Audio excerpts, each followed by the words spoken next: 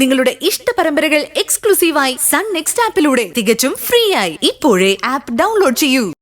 ഞാൻ ഈ നാട്ടിൽ കിടന്ന് നട്ടം തിരിയുമ്പോ എന്നെ എന്റെ കുടുംബത്തെ സഹായിച്ചവരാ സുശീലയും മക്കളും. അത് ഞാൻ ഒരിക്കലും മറക്കാൻ പാടില്ലല്ലോ. അത് ശരിയാ.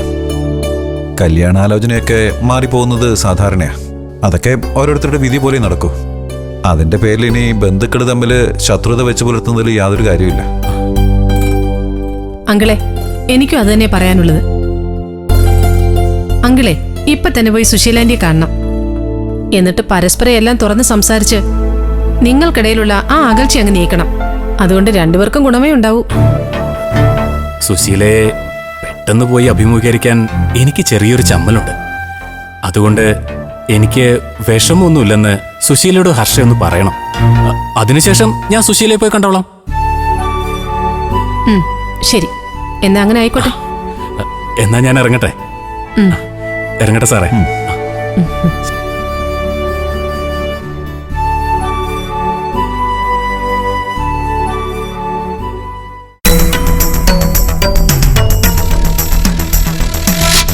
ആ, സുധന് ബുദ്ധിയുണ്ട്.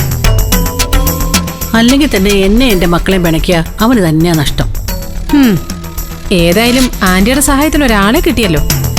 പുള്ളിക്കാരന് പ്രത്യേകിച്ച് ഒരു ജോലി ഇല്ലാത്തതുകൊണ്ട് ആന്റിയുടെ കൂടെ എന്തിനു നിന്നോളൂ. സുധനും അതുകൊണ്ട് മെച്ചം ഉണ്ടാവും. വർഷേ, വിശ്വസിച്ച് കൂടെ നിൽക്കുന്നവരെ സുശീല ഒരിക്കലും വെറും കൈയോടെ മടക്കി അയക്കില്ല. ആ, ഞാനിന്ന് അങ്ങോട്ട് ഇറങ്ങട്ടെ ഹർഷേ. ഒരു ഓട്ടോ വിളിച്ചേ സുധന്റെ വീട്ടിൽ പോണം. അവൻ കൂടെ വരാൻ തയ്യാറാണെങ്കിൽ ഇന്ന് തന്നെ സച്ചിസാറിനെ പോയി കാണുകയും ചെയ്യാം. ആ, എന്നല്ലേ ശരി ആന്റി. ആന്റി വൈകിക്കണ്ട, ഇറങ്ങിക്കോ. പോയിട്ട് വരാൻ രവി. സുധനെ കിട്ടിയതുകൊണ്ട് ഇന്ദ്രന്റെ സഹായം ഇല്ലാതെ സത്യന്റെ കല്യാണം ഞാൻ നടത്തും. അതെ, ഇന്ദ്രന് പകരമായി സുധനെ കാണുന്നത് ഇത്തിരി കടന്ന കൈയല്ലേ ആന്റി? ഇന്ദ്രനെ വിളിച്ചെടുത്ത് കിട്ടാതായ ആന്റി പിന്നെ എന്ത് ചെയ്യണം രവിയേട്ടാ? ഇപ്പൊ തീരുമാനിച്ച മുഹൂർത്തത്തിൽ തന്നെ എനിക്ക് എന്റെ സത്യന്റെ കല്യാണം നടത്തണം.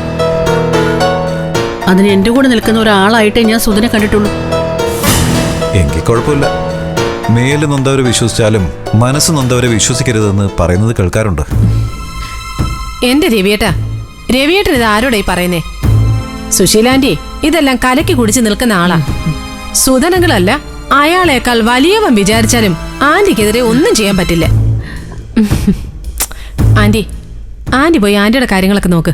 ഈ രവിയേട്ടനെ ആന്റിയെ ശരിക്കും മനസ്സിലാക്കിയിട്ടില്ലെന്ന് തോന്നുന്നു. സമയം കിട്ടുമ്പോ നീ ഒന്ന് പറഞ്ഞു കൊടുക്ക ഹർഷൻ. ശരി.